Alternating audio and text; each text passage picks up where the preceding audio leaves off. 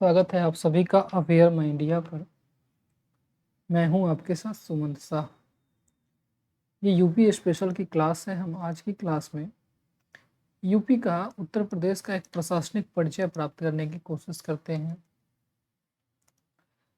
उत्तर प्रदेश का गठन 24 जनवरी 1950 को माना जाता है। इससे पूर्व इसके कई नाम रहे हैं। 1836 में इसे उत्तर पश्चिम प्रांत के नाम से जाना जाता था। 1877 में इसे उत्तर पश्चिम प्रांत एवं अवध के नाम से जाना जाता था। 1902 में इसे आगरा एवं अवध का संयुक्त प्रांत कहा जाता था।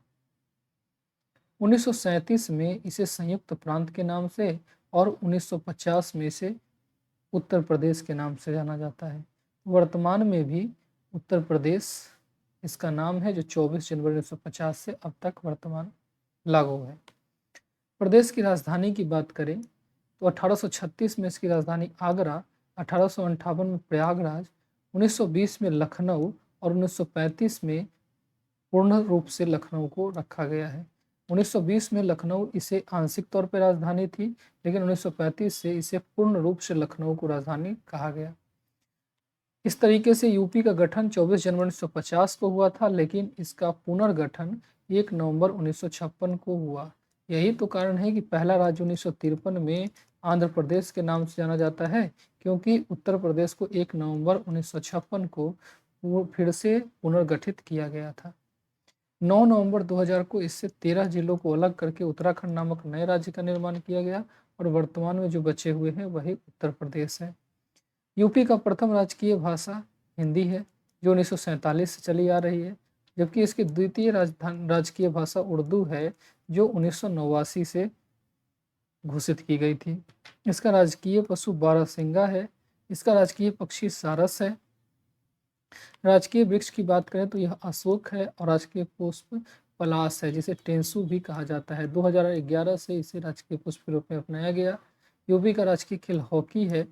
और एक चिन्ह की बात करें तो राजकीय चिन्ह में एक वृत्त है। इस वृत्त में 2 मछलियां बनाई गई है, जबकि इसमें एक तीर धनुष की आकृति बनाई गई है। तीर धनुष की आकृति बनाई गई है।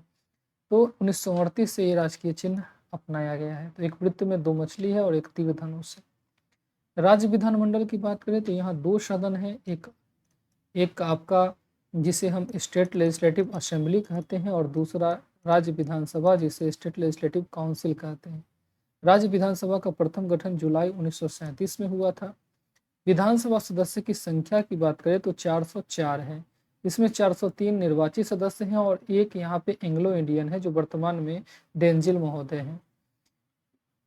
404 में 84 सीट एससी यानी अनुसूचित जाति के लिए आरक्षित है, जबकि 2 सीट अनुसूचित जनजाति के लिए आरक्षित है। उत्तर प्रदेश को 4 भागों में बांटा जाता है। पूर्वांचल, जिसमें 162 सीट आते हैं, पश्चिमांचल जिसमें 149 सीट, मध्यांचल जिसमें 73 सीट और बुंदेलखंड जिसमें 19 सीट आते हैं। ये टोटल मिलाकर 404 सीट होते हैं। 18वीं विधानसभा के लिए चुनी गई महिला सदस्य संख्या 47 थी। 18वीं विधानसभा में 47 महिलाओं की सीट थी। सर्वाधिक विधानसभा प्रयागराज जिले में है, 12 सर्वाधिक सीट है इसमें। विधान परिषद यानी जो दूसरा वाली काउंसिल है, इसमें 1937 में बनाई गई थी और ये अस्थायी रूप से राज्यसभा की तरह अस्तित्व में है और इसमें 100 सदस्य हैं। लोकसभा सीट 80 है। लोकसभा सीटों की संख्या 80 है, जिसमें 17 एससी के लिए और एसटी के लिए कोई आरक्षण नहीं है। इसमें सबसे बड़ा संसदीय क्षेत्र गाजियाबाद से है। बता दें कि सबसे बड़ा विधानसभा क्षेत्र भी गाजियाबाद ही है, जिसे साहिबाबाद के नाम से भी जाना जाता है। साहिबाबाद। राज्यसभा सीटों की संख्या उत्तर प्रदेश में 31 है। चलिए, क्या आप बता सकते हैं किस राज्य में कितनी सीटें होंगी? ये किस अनुसूची में निर्धारित होता है? इसकी अनुसूची 4 है, आपको बताया गया जाएगा पॉलिटी की क्लास में। उत्तर प्रदेश में डेवलपमेंट अथॉरिटी विकास प्राधिकरण की संख्या 28 है। जैसे प्रयागराज विकास प्राधिकरण, लखनऊ विकास प्राधिकरण, वैसे प्राधिकरण 28 है। कैंट बोर्ड 13 है। विशेष क्षेत्र विकास प्राधिकरण 5 है। आर्थिक क्षेत्र 4 है, जबकि मंडल, जिसे संभाग कहा जाता है, कमिश्नरी, ये कमिश्नरी की संख्या 18 है। जिला की बात करें तो 75 जिला उत्तर प्रदेश में आते हैं, जबकि 351 तहसील आते हैं। इसमें 17 नगर निगम होते हैं। नगर पालिका की संख्या 200 है। नगर पंचायत 546 है। तो ये यहाँ उत्तर प्रदेश की कुछ प्रमुख बातें हैं जिसको आपको जानना चाहिए। तो इसको अच्छे से याद करिए, रिवीजन कीजिए।